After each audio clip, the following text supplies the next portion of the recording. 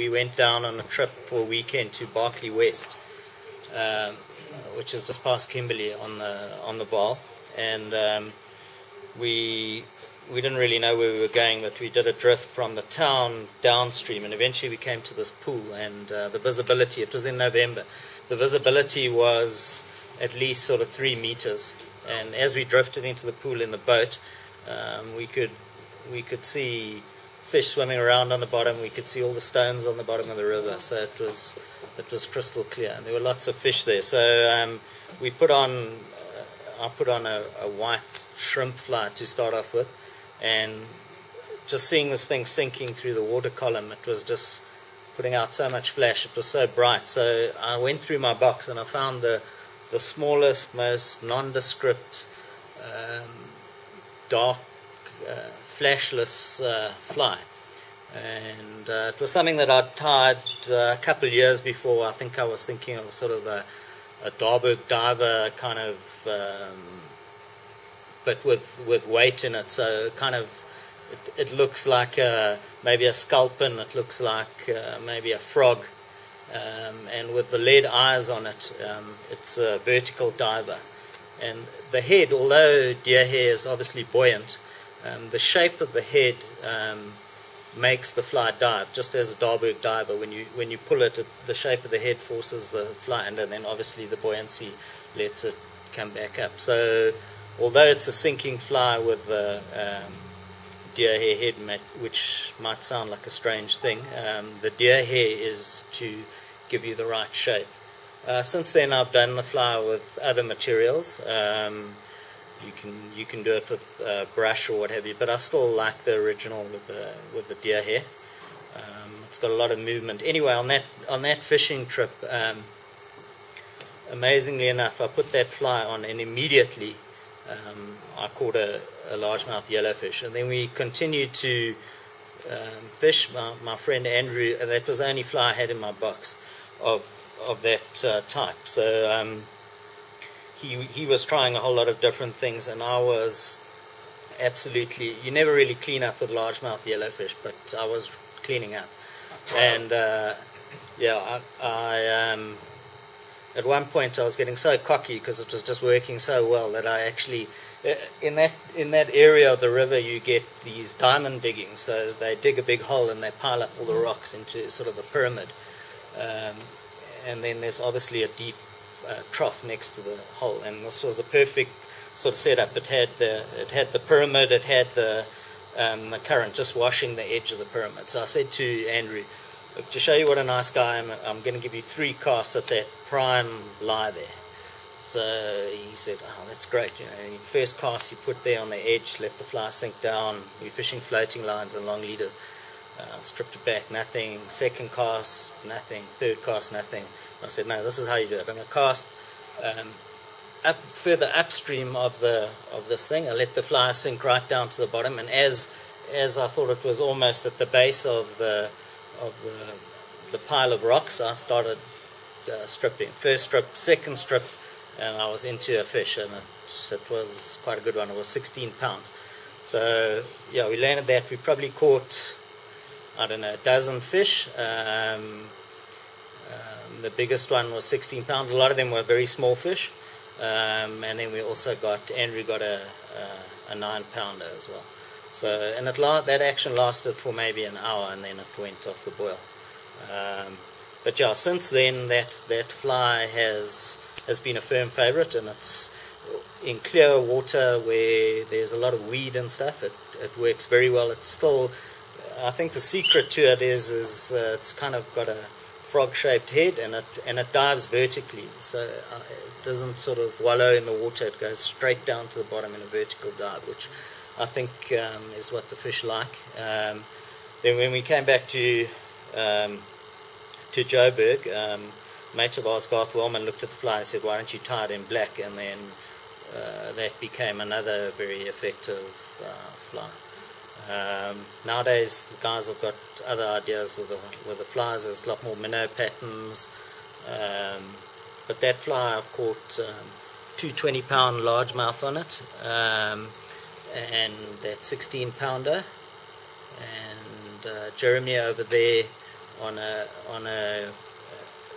the same fly but with a chartreuse coloured head, called an 18-pound largemouth yellow one. So it's a tasty fly for them. So I think if you tie this, how to fish it, you cast at structure or above structure, and you let.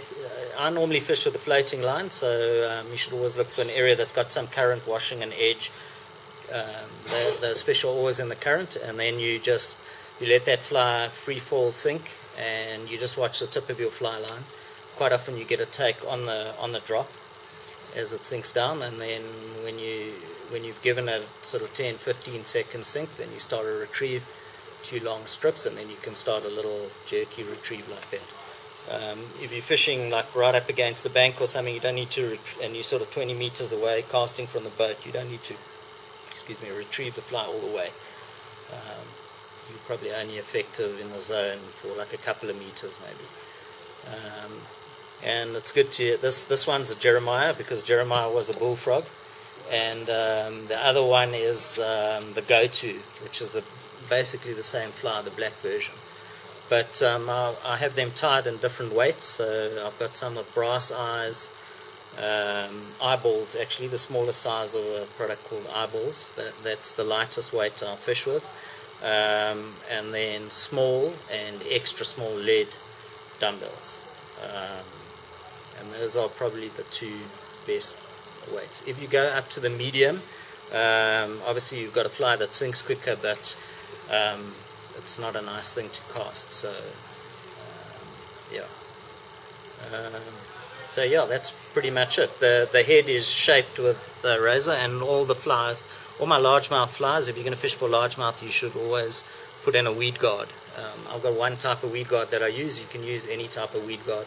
The only one that I don't think would be a good one is that bass one, which goes around the bend of the hook to the eye. I think that's a bit of a fish guard actually. So yeah, you got to worry about that. Yeah, that's about it. So shall we get cracking? What tippet size do you normally use? Yeah, I wouldn't fish any lighter for largemouth than 12 pound. Yeah, I use 12 pound fluoro. I use long leaders. Obviously with the floating line, if you want the fly to get down there, you've got to have a long leader. The only reason I fish floating is I'm more comfortable with that line. I can see it, I know what I'm doing, whereas I don't have a good track record with sinking lines, so that's why I don't use them, you know. But lots of guys fish intermediate, and they catch plenty of fish with that. So depending on the current, you know, if you're fishing the orange now, everyone's going to fish the orange. Intermediate's the line to have there. Sorry, I had 3 questions I've actually forgotten on one. But when you say long leader, how many feet? I fish like a 16 to 18 foot leader. It might sound like everyone like gets scared when it's a long leader, but you've got a weighted fly on it as well, and you just slow down slightly. You won't even notice that you're fishing a long leader, and it's an easy thing to master. When you say casting towards structure or into structure, what angle are you casting? Yeah, you normally anchor yourself opposite the bank, and the current's moving from your left to your right. So you cast up and across, and then let that fly drift down the edge. And then if you can keep it along the edge for a long time, that's good. I don't always throw men's in, only when I want the fly to sink down. Otherwise, it's probably not effective for that long. But I mean, you do fish it on a swing as well as it comes out. Water clarity, does that matter? Yeah, water clarity does make a big difference, yeah. More so for largemouth than I think smallmouth. But in the beginning we used to, get scared if the water clarity was like maybe 40 centimeters. We used to think that was terrible. So we've become more adept at fishing in dirty water.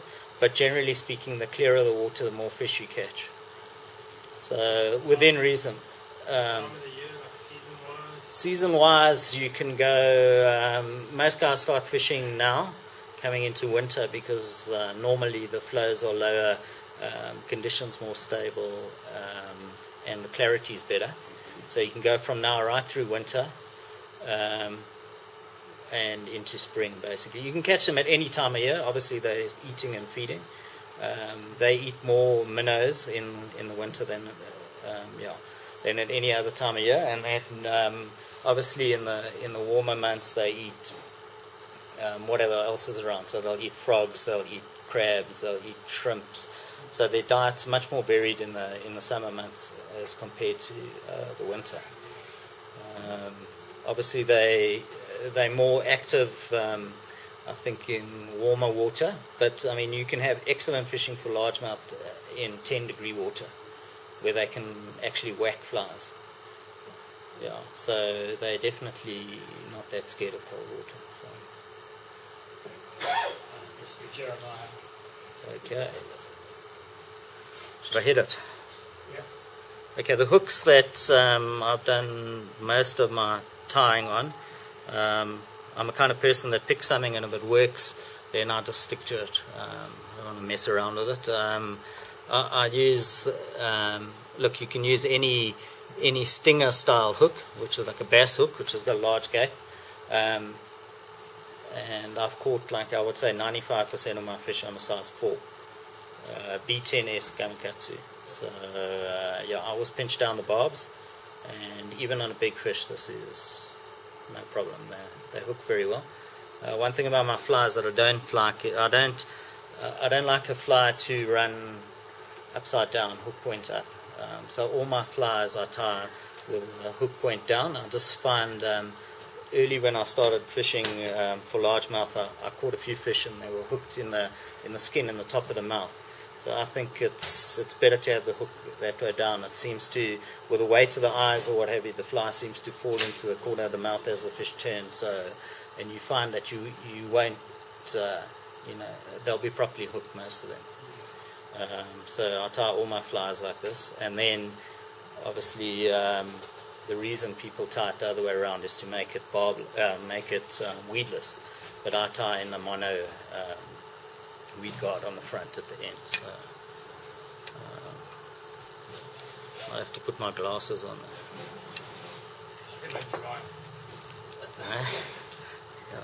there. Okay, yeah, I'll just squash the barb. I normally just crush it in the jaws.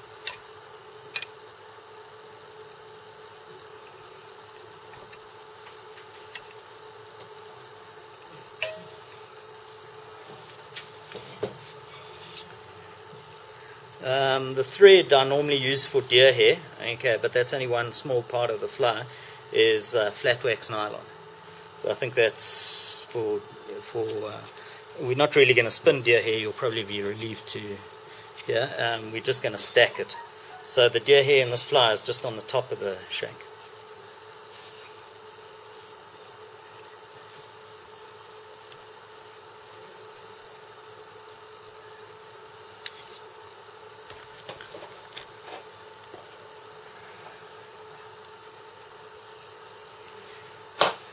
And then the eyes, I've actually, if you're going to tie a lot of these flies, I actually make some simple device that lets me put the eyes in the same place every time. So it's just a drinking straw, and if I can see where that eye is.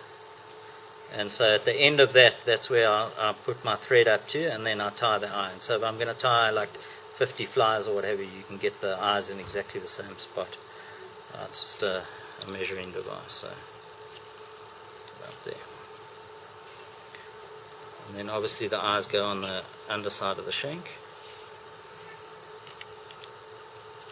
I've tied these with all different color eyes. I mean, I like the yellow. It stands out nicely. Yellow, or I've even used red, but I don't think it's like a critical thing in the fly. I don't really ever put much weight on the body. I'll just go with the eyes. Those are the. If you've also got some super glue, it's a good idea to just maybe put a drop once it's in position.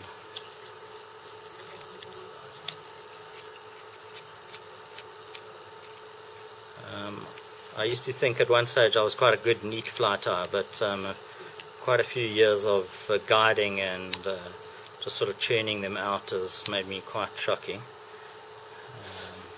But anyway. Practical flies, yeah. No bells and whistles on them, no eyeballs and earlobes and what have you.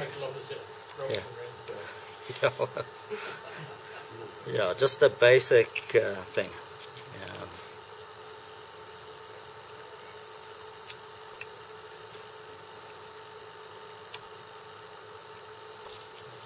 So I'll just I need to do this, but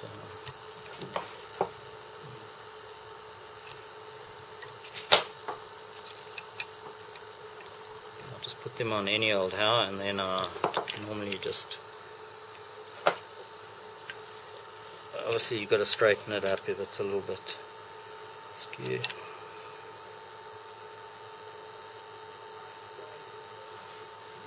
Pretty much it.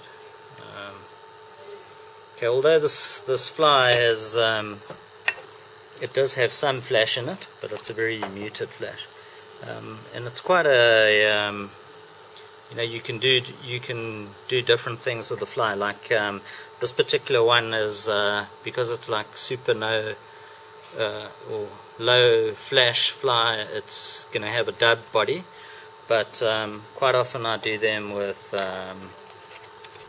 sometimes I'll do them with gold eyes, so that puts a bit of flash in, and then I'll do them with gold is a very good color for largemouth yellowfish. So something like that gold chenille, tinsel chenille, you can use that on the body as well. And then for the movement in the fly, I'll just use a zonka strip olive. I quite like the barred olive, but I couldn't find any of that.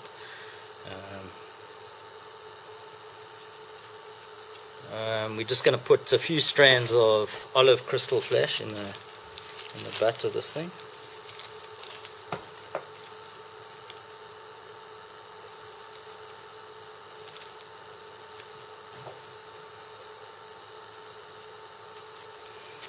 And then as the seasons go, you'll see some years olive doesn't really do it as a color, but other years, I remember when it's going back a while now, I think it's 2004, when there was a lot of hyacinth in the river, and then the visibility was very good. You know, the more hyacinth you get, the more rubbish it eats, and the clearer the water gets. So and there were a lot of banded tilapia in the river that year, and I think it's because of that olive flies were much more effective than black flies, and then it changed over the years, and now black fly is the go-to fly, but I still like this one. You can just keep a short tail. You can. How many strands there? It's probably about 8 or so. You can cut these different lengths if you want to. I don't know, have more of a kind of flash effect. But that's basically it. It's dead simple.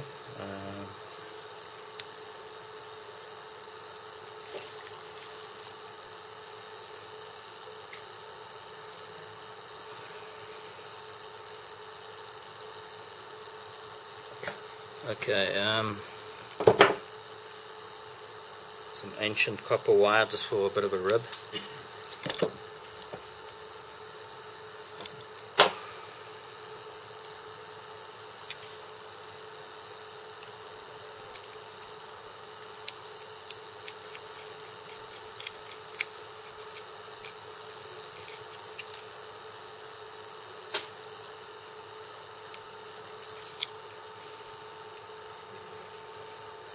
Okay, and then if you leave sort of half an inch of tail, you can make the tail longer if you want, but that's normally about right.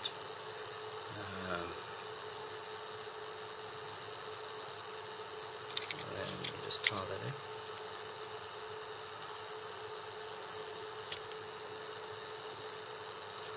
Sometimes if I've got a particularly long tail, I might tie in a loop of like monofilament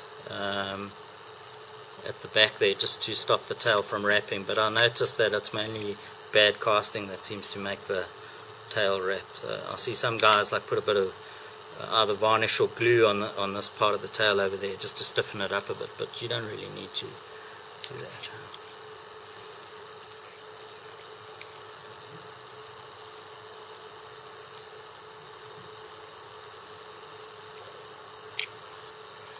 I also like you're going to see, you can either tie, I like the two colors which I normally have in all my largemouth flies. Okay, this one's obviously got yellow as the eyes, but also like chartreuse or orange as a hotspot when you finish off the fly.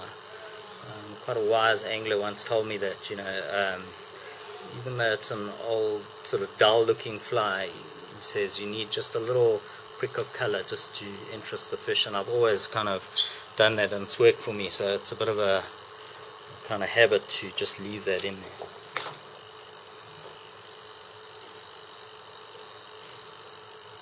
And then you can use any kind of olive dubbing.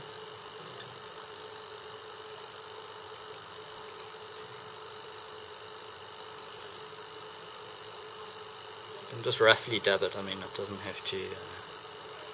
My standards have diminished over the years. With the eyesight. With the eyesight, yeah. Now, if it's going on the hook, it's good enough.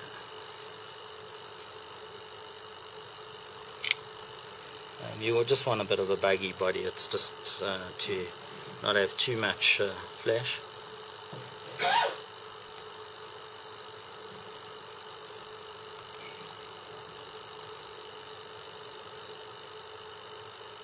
Fat in the middle. I can also tie like small dry flies, so it might not look like I know how to dub, but I actually do.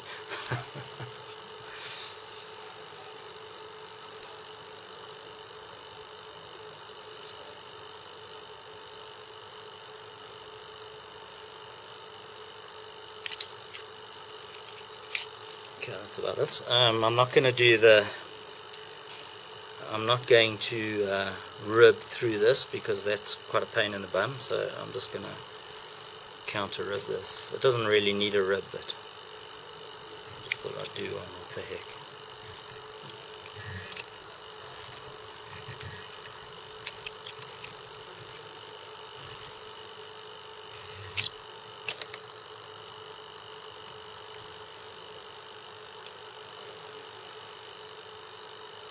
Okay, there, I'll stop just a little bit behind, probably 3 or 4 mils behind the eyes. And then if you want quite a heavy back piece, then you leave this front part here and try and just nip it over there, so you get these hairs from the front still forming, so actually making the fly a little bit wider in the front.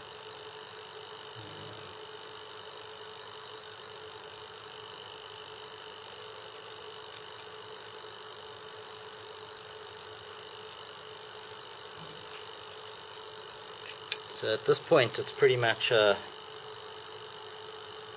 rabbit zonka MSP type goodie, and then I'll just build the head up in the deer hair.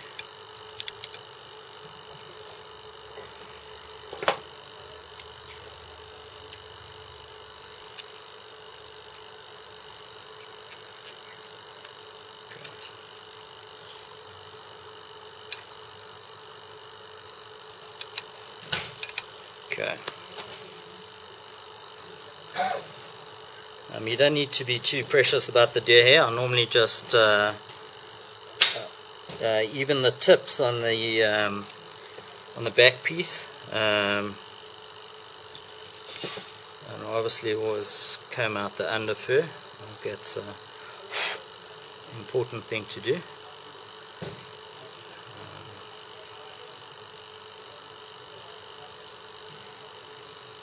Now when you put this on, you want to try and stop the hair from spinning right the way around the shank, and you just want to basically keep it on the top of the shank. So if you've got a deer hair phobia, this is the easiest way to deal with deer hair. What sort of thickness is it?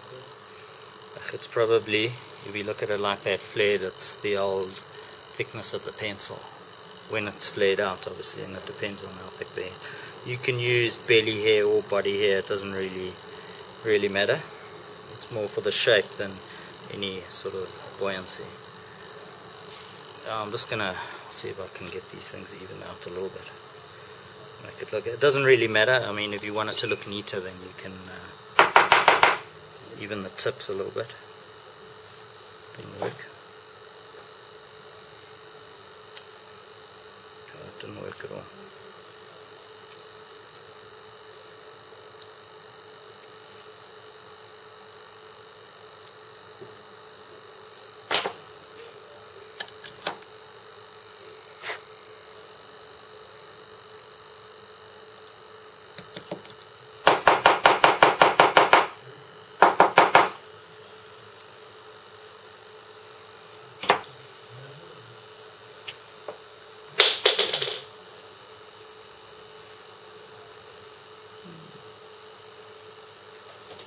Not the greatest.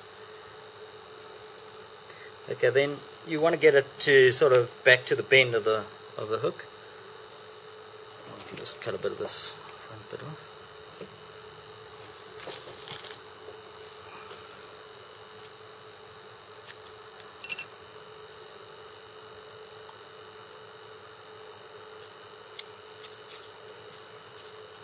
I'll just make a couple of wraps. Yeah, this is behind the eyes. Go down, let it flare a little bit. Now you can actually, if you want to try something different, this is the same way I would tie if I was using, was making like a wool head. So if I was using like lamb's wood, you can use it exactly the same way as deer hair. You lay it out like that, and then you pull it back, and then put the next piece down. So that gives you obviously something that will absorb water, so it'll sink better. But if you've got a big head with the lamb's wool, then it becomes quite heavy with water, and it becomes a little bit difficult to cast. Okay, and then you just fold this back like that. You make a few wraps in the front.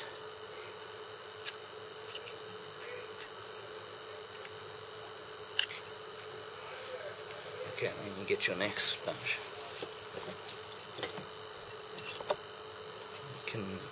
It's quite nice if you want to vary the sort of the colors, the tone of the hair, to have some stripes in there. You can alternate the bands of deer hair.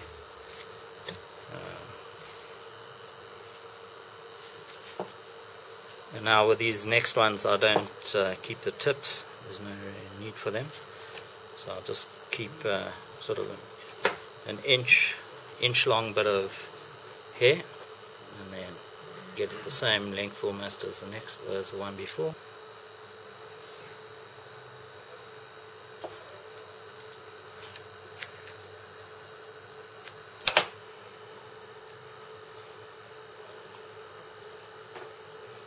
Still got a lot of wool in it, which isn't ideal, but I'll just go with it.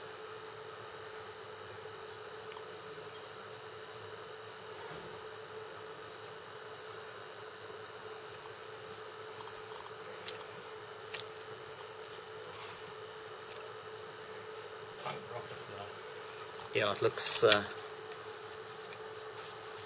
quite wild and woolly. Now I think that's probably enough. You know, you don't want to crowd the eye, because you've still got to we've still got to put in the weed guard.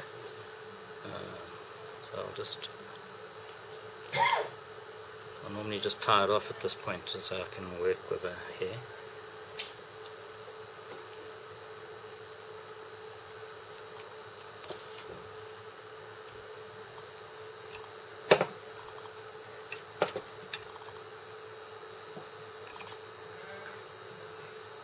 Not looking that brilliant underneath, but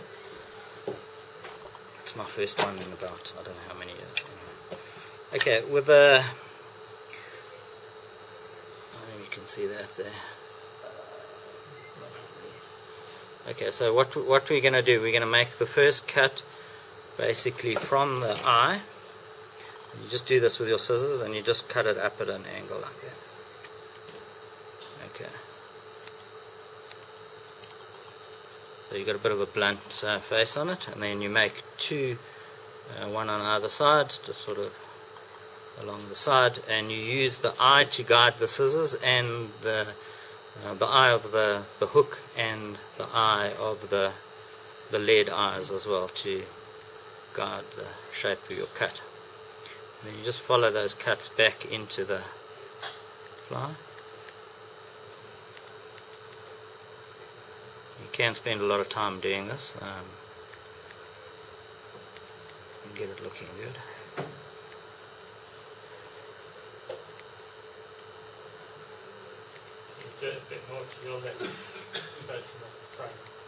Huh?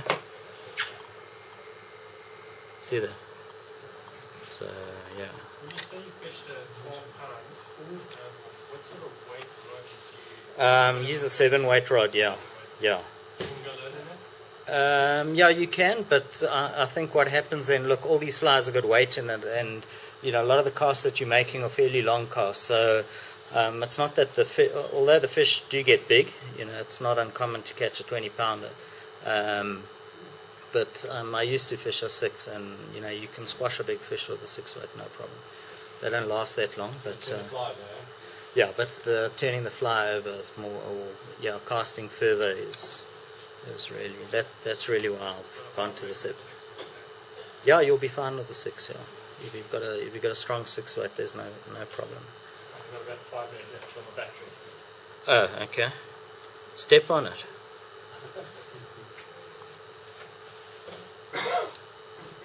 Okay. And then you want to just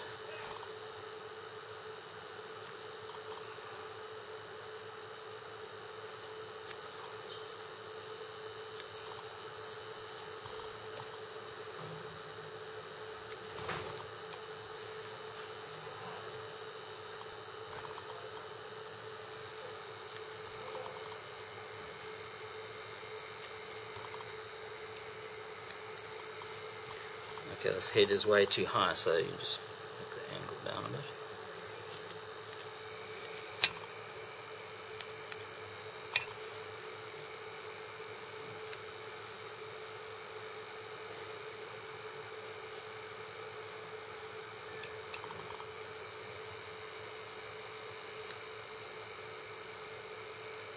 So a lot of the fishing for largemouth is you catch them on the drop.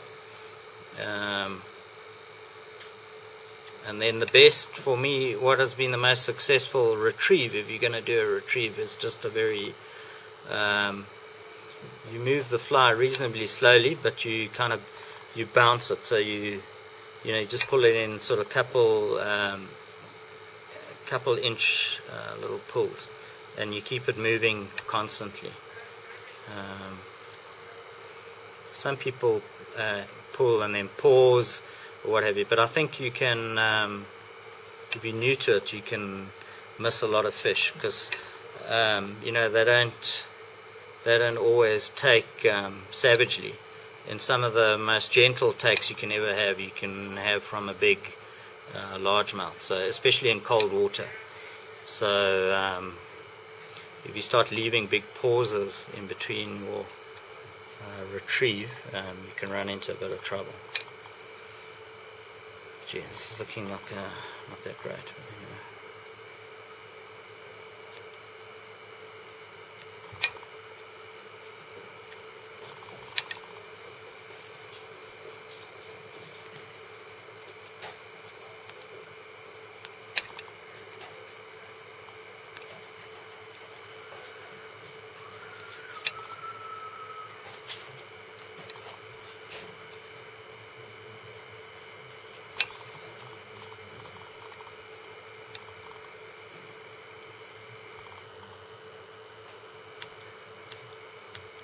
Just clear a little bit here for the weed guard.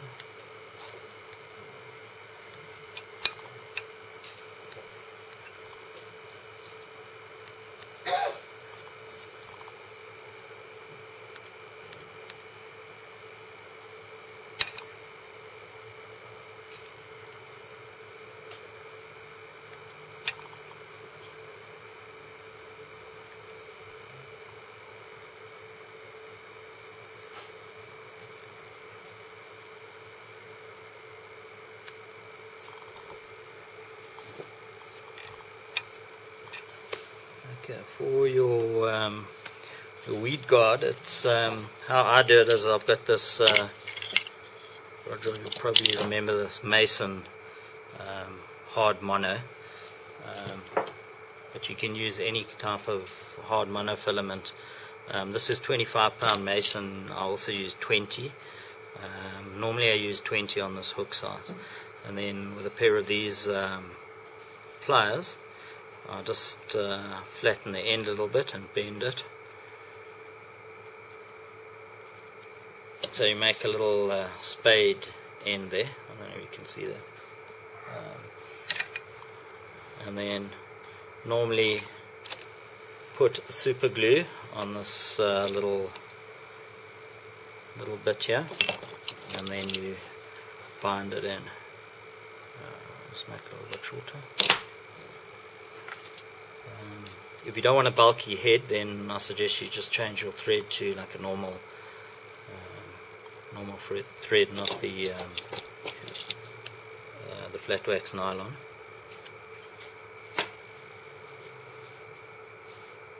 Okay, and I don't cut it initially, so it's just easier to hold.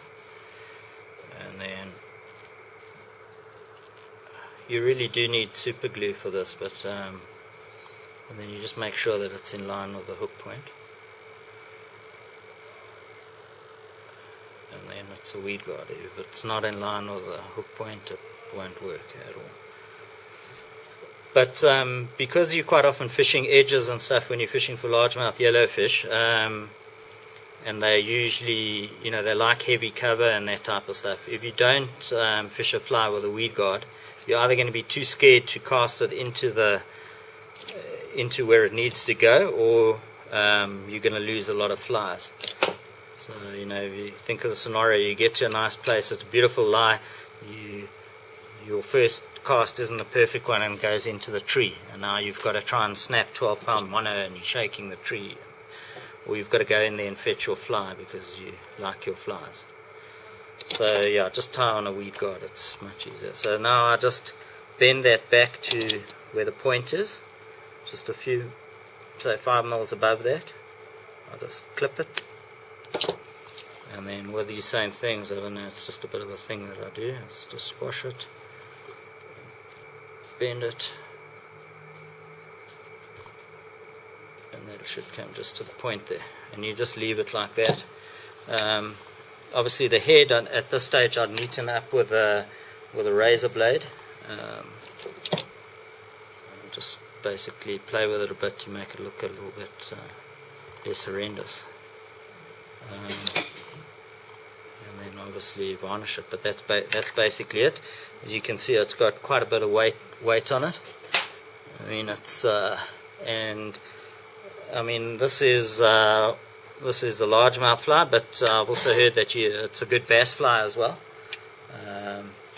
Yeah, and it works, and you can tie it in any color, any dub body, like I said, with the gold tinsel chenille, and in black it cooks in black as well. So yeah, that's it. Thanks.